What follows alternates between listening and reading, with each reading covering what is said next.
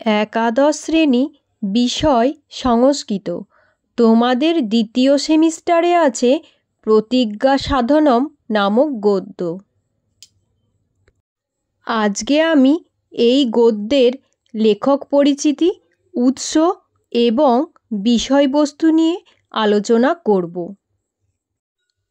তোমাদের এই গদ্য থেকে মোট 6 নাম্বার থাকবে। তোমাদের এখান থেকে এসএকিউ টাইপ কোশ্চেন হবে। 4টি 2 নাম্বারের প্রশ্ন থাকবে, তার মধ্যে যে কোনো 3টির উত্তর করতে হবে। 2 × 3 = 6, মোট 6 নাম্বার থাকবে। প্রতিজ্ঞা সাধনম গদ্যটি রচনা করেছেন পণ্ডিত অম্বিকা দত্ত ব্যাস।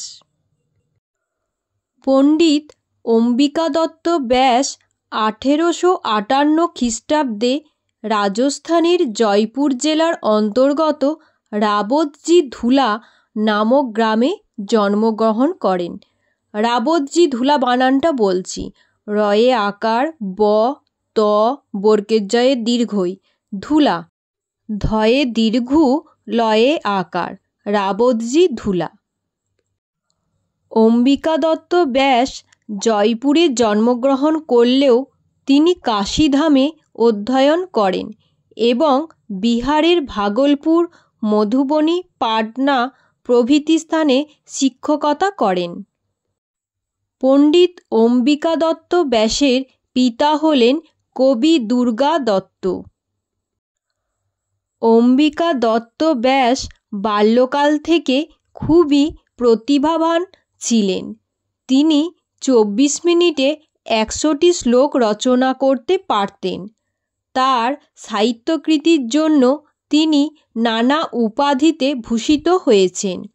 সেগুলি হল ব্যাস, সাহিত্যাচার্য, ঘটিকা শতক, সুকবি, বিহারভূষণ, ভারতভূষণ, শতাবধান, ভারতরত্ন প্রভৃতি। তিনি সংস্কৃত সহ হিন্দি ভাষাতে বহু গ্রন্থ রচনা করেছেন। এর মধ্যে সংস্কৃত ভাষায় ছোট বড় 27টি গ্রন্থ রচনা করেছেন। তার মধ্যে উল্লেখযোগ্য কিছু গ্রন্থ বলছি: গণেশ শতকম, কথাকুসুমম, শিবরাজ বিজয়ম, প্রাকৃত প্রবেশিকা, সাংখ্য সাগরসুধা, পাতঞ্জল প্রতিবিম্বম, গদ্যকাব্যমীমাংসা, মিত্রালাপ, রেখাগণিতম, রত্নপুরাণম, সহস্রনাম রামায়ণম ইত্যাদি।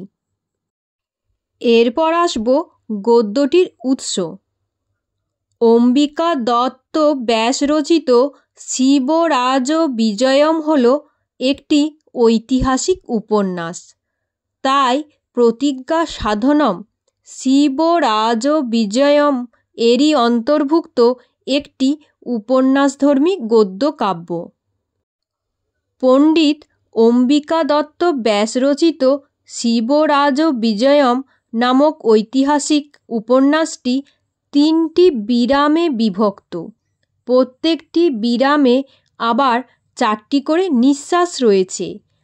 আমাদের আলোচ্য প্রতিজ্ঞা সাধনম নামাঙ্কিত পাঠ্যাংশটি শিবরাজ বিজয়ম এর প্রথম বিরামের 4র্থ নিঃশ্বাস থেকে গৃহীত হয়েছে।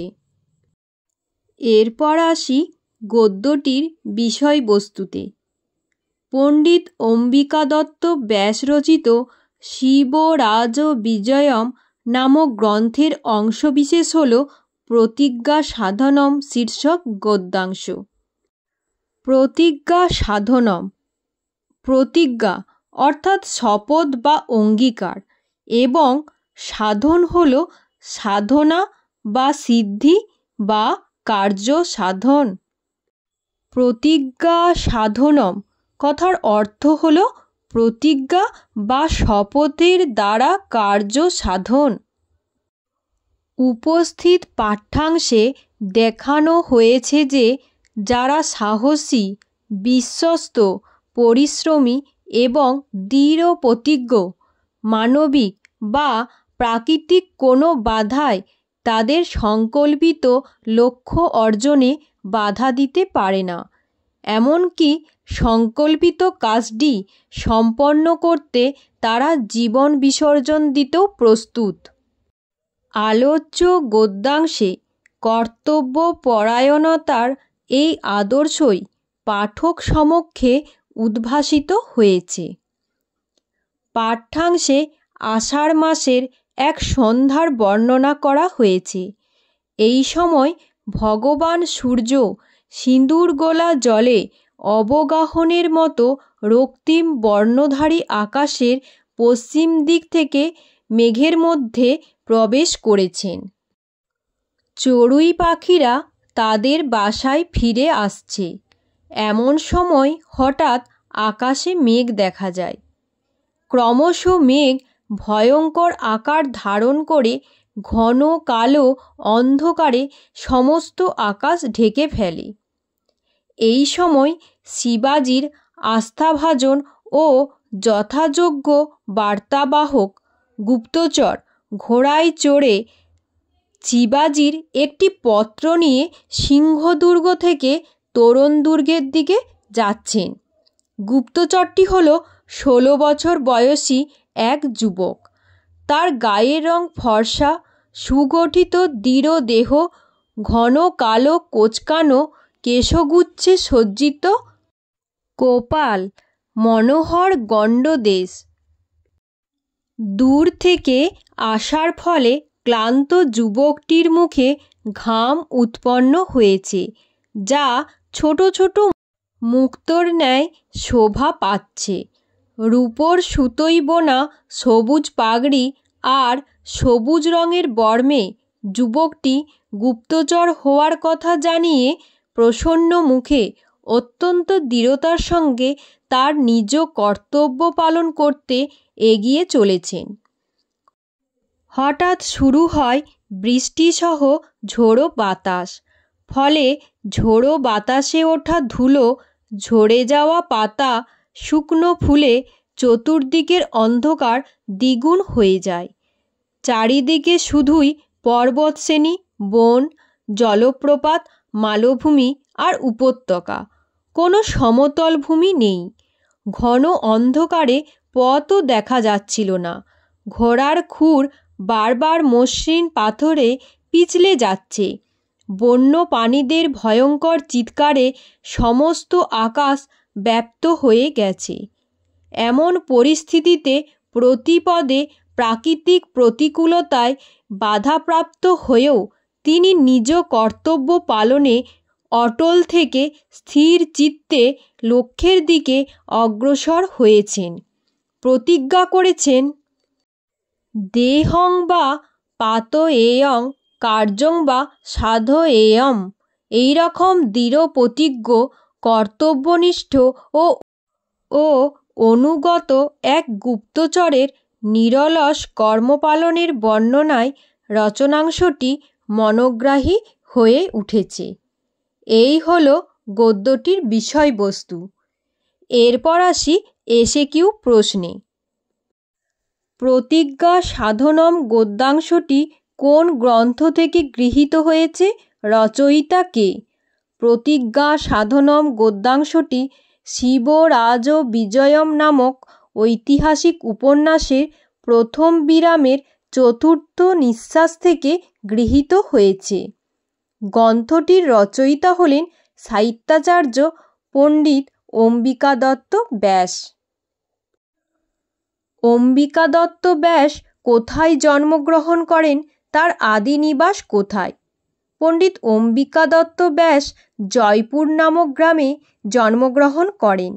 তার আদি নিবাস ধুলা গ্রামে। অম্বিকা দত্ত ব্যাসের পিতার নাম কি? অম্বিকা দত্ত ব্যাসের পিতার নাম হল কবি দুর্গা দত্ত। পণ্ডিত অম্বিকা দত্ত ব্যাসের দুটি প্রসিদ্ধ কাব্যগ্রন্থের নাম উল্লেখ করো। কবির দুটি প্রসিদ্ধ কাব্যগ্রন্থের নাম হল গণেশ শতকম এবং শিবরাজ বিজয়ম। অম্বিকা দত্ত ব্যাস কতগুলি উপনামে ভূষিত ছিলেন? কবি অম্বিকা দত্ত ব্যাস অনেক উপনামে ভূষিত ছিলেন। তাদের মধ্যে উল্লেখযোগ্য হল বিহারভূষণ, ঘটিকা শতক, ভারতভূষণ, অভিনববান, ব্যাস প্রভৃতি। শিবরাজ বিজয়ম গ্রন্থটি কয়টি ভাগে নিবদ্ধ হয়েছে? এই গ্রন্থের মঙ্গলাচরণে কোন দেবতার মহিমা গীত হয়েছে? শিবরাজ বিজয়ম গ্রন্থটি 3টি বিরামে ও দ্বাদশ নিঃশ্বাসে নিবদ্ধ হয়েছে। এই গ্রন্থের মঙ্গলাচরণে ভগবান বিষ্ণুর মহিমা গীত হয়েছে। শিবরাজ বিজয়ের নায়ক কে? প্রতিনায়কই বা কে? শিবরাজ বিজয়ের নায়ক হলেন শিববীর এবং প্রতিনায়ক হল ঔরঙ্গজেব। শিবরাজ বিজয়ম কী ধরনের কাব্য? শিবরাজ বিজয়ম হল গদ্য কাব্য। শিবরাজ বিজয়ম এই গ্রন্থটির উপজীব্য বিষয়বস্তু নির্দেশ করো। মারাঠামণি শিববীরের চরিত্রই এই গ্রন্থটির উপজীব্য বিষয়বস্তু। শিবরাজ বিজয়ম কাব্যের রস কী? মূল রস কী? শিবরাজ বিজয়ম কাব্যটির মূল রস হল বীর রস। শিববীর কে? শিববীর হলেন শিবরাজ বিজয়ম গদ্যকাব্যের নায়ক, যার নাম ছত্রপতি শিবাজি। আজকের আলোচনা এই পর্যন্ত। পরের ভিডিওতে আমি এই গদ্যাংশটি পড়াবো এবং এসএকিউ প্রশ্ন নিয়ে আরও আলোচনা থাকবে।